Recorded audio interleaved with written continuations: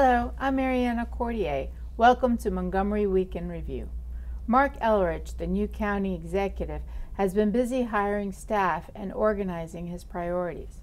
As part of the team helping in the transition, Chuck Short, now a special assistant to Mr. Elrich, as he was for Ike Leggett, has some thoughts on the challenges for the new administration. The County Council just had a hearing to consider how to create technology talent pipeline that will work for the needs of employers. Shirley Brandman, who comments for this program, has the story. Dating for teenagers comes with many challenges that are compounded when violence is added to the relationship. Mona Kim from EveryMind will discuss the difficulty teens face. Across the country, newspapers are facing financial difficulties. The Washington Post's money worries ended when Jeff Bezos, who founded Amazon, bought the paper. Former columnist for the Post, Bob Levey, has some thoughts about the paper today. Chuck, thank you for coming back to the show. Great to be back. Always good to be here, Mariana. So you have a busy time now on the second floor of the County Executive Building. Indeed we do. So tell us a little bit about it. Well, you know, when I was a kid, I was always, and we played with Lego blocks. There were two kinds of kids. Those kids who went to the box and got the model and built according to the directions. And I was always the kid who went to the box and just pulled the blocks out and built something. That's what a transition is like, the latter. And I was very comfortable in that world of trying to create something out of a puzzle. And that's essentially what a transition is, whether it be for Mark Elrich or Ike Leggett or whoever else I worked with. And that's what we're doing. We've got a great many things that we have to do in a very short period of time. So far you have, he's had 85 days in office, right? So how far have you guys come along in that transition in the first 85 days? I think we've done very well. I think if you ask him, my suspicion is he would say not far enough, because he would want to advance his full agenda immediately. But the truth is, when he came into office, he had some things he had to do very quickly. One was within, literally, he came into office the first Monday in December. In 1 month, he had to offer to the County Council a major capital improvement budget. So Chuck, what's the balance? Is the first focus on the budget, or is the first focus on hiring to fill positions? Yes. Yes. That's the exact problem. That's the exact problem. Now, you have a lot more flexibility with hiring, because you don't have a legal requirement to get someone on board right away, whereas with the capital budget, you have a drop dead date of January 15th to submit a budget, capital budget, and then he had to be prepared to do for the General Assembly, which began in the second week in January, and then in another 2 weeks he'll have to do a major $6 billion operating budget, and that is absolutely required by law. But it's a challenge to move forward. So thinking about the operating budget, I know one of the big holes we have is in the Director of Health and Human Services, which is a really critical part of how we allocate resources. Right. So who fills in those voices? Well, in the short run, we had to select some reliable and experienced acting people from within the ranks. And fortunately, we have a good workforce, and we were able to do that. And that will get us through this first budget in many cases. But we're searching throughout the nation for an HHS director, for a new library director, now for a new police chief, and also for a couple of other key positions. Never seems to go quite rapidly enough. Chuck, Mark Elrich never served in Annapolis, and he has no relationship with Governor Hogan that anybody can tell. Is this going to be a big handicap for the county, or is this something he can grow into?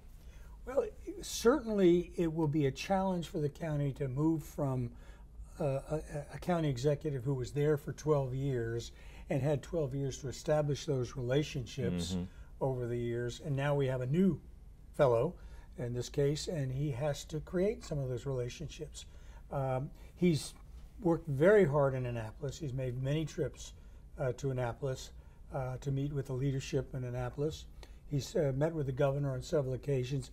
He's confident that he'll have a good working relationship with those individuals. But you're absolutely right, Bob. He has to put a lot of effort into that, maybe a little more than others would have had, since he didn't have that experience in the beginning. Chuck, sort out the politics for us a little bit here. Mark Elrich was elected by just a small handful of votes. And Governor Hogan, a Republican, got 45% of the vote in Montgomery County, by far larger than the percentage of registered Republicans here. Does that mean that Mark Elrich, who has always styled himself as a socialist and a Republican governor, can meet in the middle somewhere? Well, they'll have to meet in the middle someplace, as always. Fortunately, I think both of those men are committed to making the necessary compromises that they have to make. But it will be certainly a challenge. They're in different places when it comes to public policy. Governor Hogan continues to indicate that he wants to continue to curry favor in Montgomery County, so Mark Elrich at least has that pivot point. Well, and one of the other things Mark did right away is to recognize that he needed to develop his political capital at home, which is a smart thing to do. Right. And another immediate action he took was he spent literally, I would say, hundreds of hours on a listening tour, preparing for a listening tour, getting out and hearing people, and that was invaluable, I think, both from his perspective as a learner, as well as for people getting to know who he was. Chuck, can you talk about some of the unique challenges as a new county executive who's come from a role on the county council, but facing a very difficult budget scenario? In 15 seconds. Well, the shorter answer to that is, when you're on the county council, you're really reacting to a budget and a lot of things that the executive sends to you. When you're the county executive, you got to create those things and send them over to the council. All right, we'll leave it there. I hope you'll come back and give us another update on I'll how be happy it's to. going. Thank Yeah. you so much. Thank you. So Shirley, the technology pipeline. The tech talent pipeline. That sounds Yeah. fantastic. Tell me what is So that? interestingly, piggybacking on, the county council recently convened a hearing a little bit in the aftermath of Amazon HQ2 going to Virginia, which, while it didn't land here, frankly is in our region. And the council really wanted to look inward and to think about, what are we in Montgomery County doing to build our tech talent pipeline? And so what we're really talking about is merging the education and the jobs and opportunities. Absolutely. So the buzzword is alignment, right? Making sure that how we prepare students all the way from high school through community college, through higher education institutions, that they are being prepared with the skills that are allow them to meet the needs of employers in real time. So one of the efforts that's new and that the county is a part of is something called, it's a long name, the Greater Washington Regional Career Pathway Initiative. And it's actually started with some dollars from the J.P. Morgan Chase Foundation. They've put up $6 million, working with one of our local education groups, Education Strategy Group, to focus on 5 jurisdictions, on the theory that employers don't hire county by county, they look at a region, right? They're looking from Baltimore to Richmond to find the talent. So they focused on Montgomery County, Baltimore, Prince George's, Frederick, and DC. And the idea is 2 things. On the employer end, to get employers in the region to develop and share labor market data. What are the current needs? What are the needs we project in the short term and the long term? So that educational institutions can build on that data, that they can design and prepare young people knowing what the industry needs are, to encourage conversations between high schools, community college, higher education, so that there really is a pathway. Students know what foundational courses they need, they know what other classes they need, and then to think beyond degrees to some of these industry recognized credentials, so that young people can take the classes, have the credential, and get out there. And then think about how, embedded in everything we do in education, we create opportunities for young people to have experience, to do work-based internships, apprenticeships. Shirley, one of the exciting parts of what you're doing is that it won't lead just to jobs in pure IT. It will lead to jobs that use IT in the day-to-day. For example, construction. I am one of the rare people who think that the fabulous, wonderful leaders we have on Capitol Hill are actually going to get together one of these days and spend some money on infrastructure. Right. And when those millions of dollars pour into Montgomery County and everywhere else, construction work is IT work. No, I if think you that's go a to really a job site in Montgomery County and you see a guy with a hard hat, you know what he's doing? This. Right. He's working on a computer. He's not just pitching concrete into something. So Right. your initiative works across many kinds of careers. Right. So I'm not going to take credit for it, but this is the county initiative. I'm proud to be on the USG Board of Advisors, and USG is a partner in this. The university's at Shady Grove. But your point is exactly right, which is we have to understand the needs for IT very broadly. There's IT support in all industries now. In healthcare, Yeah. there are My IT needs. refrigerator. Right, we talked about earlier, you know, the refrigerators that you talk to and that order your groceries for you have IT components.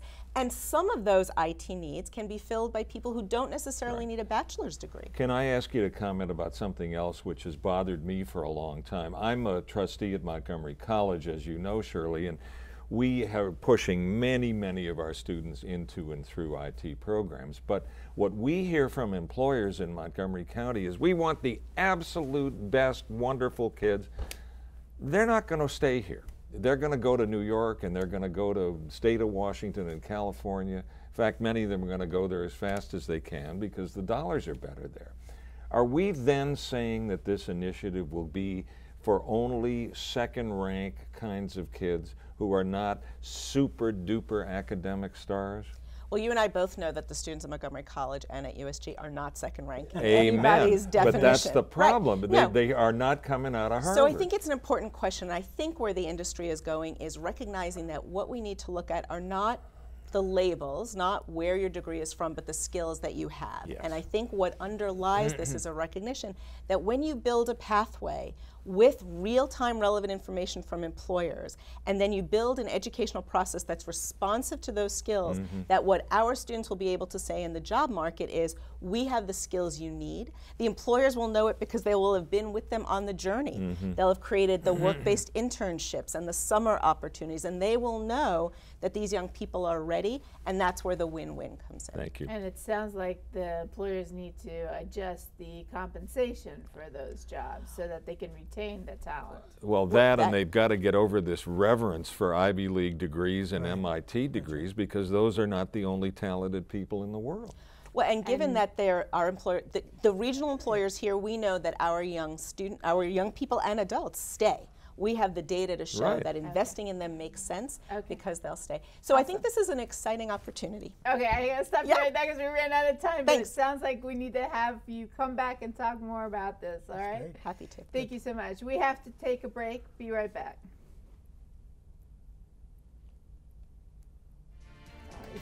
Totally fine.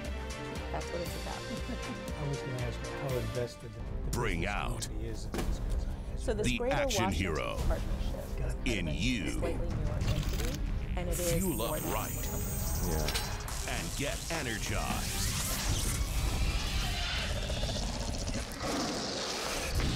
Be part of the greatest action movie ever. The first movie that puts you in the action. Show us how you train and eat like an action hero. Join in at actionheroalliance.com. The odds of the Big Easy winning the US Open twice? 1 in 1.2 billion. The odds of him having a child diagnosed with autism? 1 in 88. Ernie Els encourages you to learn the signs of autism. If you drive buzzed, it could cost you around $10,000. You'll face major legal fees, major fines, and steep insurance penalties. You could lose everything. Nothing kills a buzz like getting pulled over for buzz driving, because buzz driving is drunk driving. Mom, can I have $1? I think my purse is upstairs on the bed. It's not here. Check the dining room. No, the upstairs closet. Moms everywhere are finding ways to keep kids active and healthy. Get ideas, get involved, get going at letsmove.gov.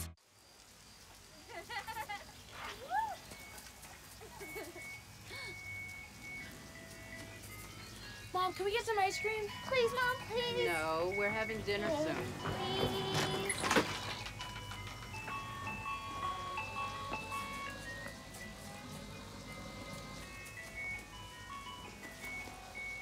You don't have to be perfect to be a perfect parent.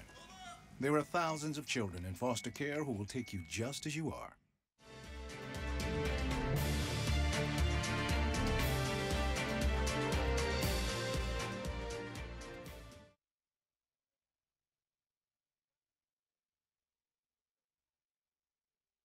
Thank you for coming and representing EveryMind. So it's really sad that we have kids, teenagers, that are starting their dating experiences and encountering violence. Is that right? Yes. So, you know, February is Teen Dating Violence Awareness and Prevention Month. And what we really try to do is bring awareness about dating violence and aim to break the cycle of that violence by providing support and services to our victims, our families, and their communities. And so these, if I have a teenager and she's had a bad experience, how do we reach out to EveryMind? How does that work? So currently there's a lot of resources. We have 4 high school wellness centers in Montgomery County. Each of the centers have a school resource officer available to speak with students. Of the 4 high school wellness centers, EveryMind is at 2 of the high schools, at Gaithersburg and Watkins Mill High School. So can students just walk in, and will they have a confidential conversation with you or with your counselors? Yes, so we have counselors available that speak with students individually during their therapy sessions. There are also other staff, including youth development specialists, that speak with students privately as well. So yes, in a confidential manner. And how are you letting students know that this is a topic they can come to you to get information? Are there flyers? Is there information through the teachers? Are you in the classrooms? How does the word get out? So, you know, February is actually Teen Dating Violence Awareness Month, so we've had flyers in the schools. We recently wore the color orange to represent the month with the topic of teen dating violence. And really, it just comes a lot up in conversation when we have, you know, in our therapy sessions or just in our group settings about this topic, because it is so prevalent in that age group. How much dating violence is the result of drugs and alcohol abuse? So definitely, I think that drugs and alcohol play a big role in dating violence. I think especially with the digital age that we live in, with all these different types of social media platforms, and even what we can do on our cell phone nowadays with texting and sexting and things like that, in conjunction with drugs and alcohol, it can become a big problem, for sure. So what are the key messages that you try to share with young people? What are the 3 things you want them to think about or be aware of? So I think that, you know, because relationships exist on a spectrum, sometimes it can be very hard to know when a behavior crosses the line from healthy to unhealthy or even abusive. And so really starting the talk and teaching teens about healthy relationship boundaries, I think, is where we can start. And, you know, continuing to build a very trusting relationship with our teens, especially if we are working with them. Being non-judgmental, and really educating them about their rights, especially their right to say no, especially in a dating relationship. Sure, a lot of our viewers think we're talking here about boy violence on girls, but could we also be talking about girl violence on boys? Yes, definitely. The teen dating violence covers, it's not just with girls, it's both ways. And actually, in most adult men and women who've ever experienced dating violence, they report that they've, on both genders, that they've both first experienced some form of the violence in their adolescent years, between the ages of 11 and 17. Right. The assumption is that boys will be abusers and girls will be the victims, when in fact, in that developmental period, whatever they see, whether they're a boy or a girl, could be affected and are victims, and then our future victims and right, such. and really breaking through, you know, some of the cultural stereotypes that are out there about how boys should be in a relationship and how girls might be in a relationship, and just really understanding and accepting that it can go both ways. Mona, I'm struck by this conversation, and you're closer to young people, you're in the schools. What an environment of violence they seem to be growing up in. If it's not mass shootings or gangs, it's now violence around dating. What can you tell us about how these kids are coping in our schools? Really quick, because we're almost out of time. Sorry. So big question. Yeah, no. Yeah, actually, you know, even in the group of young girls and women who experience the highest rate of dating violence, only a third have ever spoken up to anybody about being in an abusive relationship. And so there's clearly a really big lack of awareness about what dating violence is and the resources that are available. Okay, so we got to get the word out. We have to make sure that they know. There are resources for you out there. Seek them out. So welcome to the show, Mr. Levey. Thank you very much. So the Washington Post is a totally different paper now than it was a few years ago, correct? Yes, but it's also the same paper it always was. It values the same kind of deep and ethical and fair reporting. It just is now under the management of a different owner who's got a very, very large checkbook, and that by itself has changed the daily product. So not being in the newspaper business, not knowing it very well, what is that difference? Why is that? Well, let me give you an illustration, because in the last few years that the Graham family owned the Post, and I was there for nearly 40 years and worked for Catherine Graham and then her son Don Graham for all of that time, they were marvelous. And when the old newspaper business model began to circle the drain, they and every other publisher in the country of a big metropolitan daily had no idea what to do.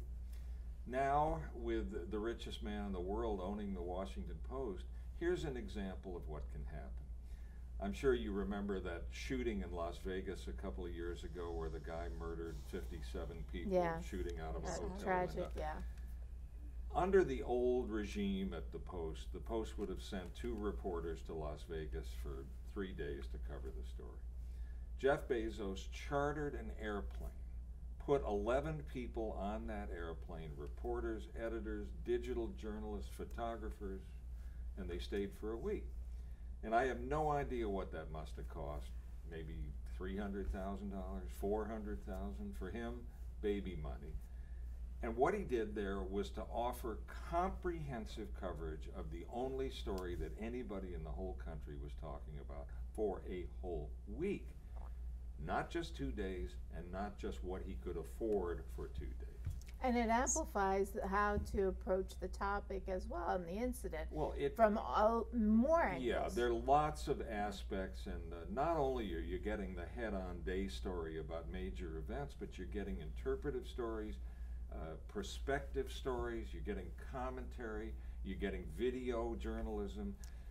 But Bob, there's always a choice, right? And so one of the things that I can experience as a resident here is that the focus is not as much locally as it used to be. No, so, it is not. You know, for example, we used to have a lot more coverage of the education system. We are the 16th largest education district in the country, but there's not dedicated focus now. Well, you know how to hurt a guy, because I have spent most of my life caring about and writing local news. You're absolutely right. And part of the reason is that this reflects not only the business changes at the Post, but the owner's view that the biggest and best stories are not small increment, small bore local stories. He wants to light up the world. He wants it to be the Amazonization of the Washington Post, a canvas that's as big as it can get. And Montgomery County schools are not as big as it can get. So yeah, there's a war. And yeah, there is a war for resources, and if he's going to spend money on Las Vegas, there's that much less to spend on Montgomery County. So I see whenever his name is mentioned, the paper Post always notes he owns the newspaper. Bob, how involved is he in the newspaper? I always wondered that. Zero. Zero. Oh. He bought it. He spent $250 million of his own money. And Chuck, I want to emphasize, a lot of people don't know this. He owns it, and Amazon does not own it. And he has a conference call with the editors and the business management once a week. That's it. He has never tried to direct coverage. He has never tried to direct what the editorial page will say about an issue. He's a dream come true. What is the once a week call? It's a conference call with the editors, and they just check in with him largely about what's going on with the digital product and how quickly the website is loading and the bells and whistles that are on the website. Because Jeff Bezos doesn't know about print. He didn't buy the Post so that he can print newspapers. He bought the Post because he saw the huge digital future for this thing, and he is trying to assure it. So is it a different kind of journalist that you need to respond to this? Oh my gosh, yes. You know, I spent my life typing with 2 fingers, no kidding, and when I started, we used typewriters and carbon paper and paste pots to string the pieces of paper together.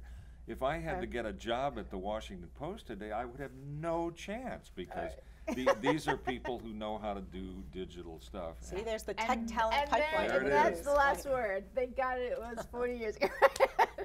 All right, so thank you, all of you, for joining me this week, and thank you for joining all of us for this week's edition of Montgomery Week in Review. I'm Mariana Cordier. Please join us next week at the same time.